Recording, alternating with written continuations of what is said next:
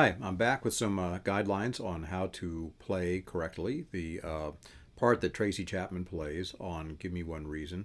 I did a jam camp prep video of this song about a month back, and then what I was getting at was just a very simple strum and scratch version of the pattern she plays, not meant to sound exactly like the record, but the kind of thing that you might play if you wanted to jump in on the song and didn't really know how the part went, but still, didn't want to sit on the sidelines. So it uses the same F sharp major, B major, and C sharp major bar chords that we used back in that video. And then what you play is...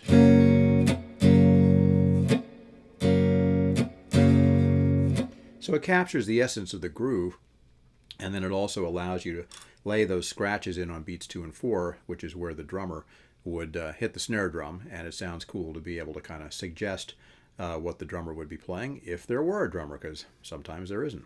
Okay, so getting back to the record, what's happening is, of course, she plays with her thumb and 2 fingers on this. According to the videos I've seen, it looks like she's using a thumb pick, and so she's going to use the thumb pick to pick out the bass notes. And then she's going to use upward strokes of her index finger on strings 3 and 4, and then upward strokes of her middle finger on strings 2 and 3. Okay, so the pattern is going to work like this.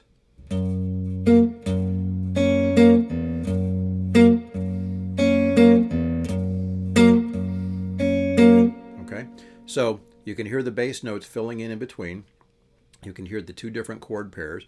Or string pairs that she's playing to make the chord sound, and you can hear the fact that she tends to hit strings 3 and 4 louder and then cut them off, and then she hits 2 and 3 a little more smoothly and quietly, and then nails 3 and 4 for that harder, more driving sound. Then you adapt that to the B chord and the C sharp major chord. I'm not going to play through the whole pattern on this video. I did actually do that on a previous video, and the YouTube guys, well actually the Warner Music Group, flagged me for a copyright violation on that, so apparently that's not a legit thing for me to show you. But anyway, if you take that pattern and follow it through, then keep your fingers, your index finger on strings 3 and 4, your middle finger on strings 2 and 3, and your thumb tracking through the bass line, and you should be okay with that. I think that if you just follow it through, you'll be able to figure out how to adapt that pattern to the B chord and the C sharp chord. So, all right, so I'm going to pivot here so you can kind of see, pivot so you can see my right hand more clearly.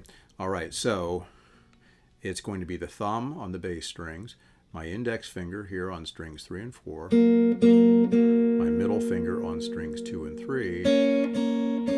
Okay, so...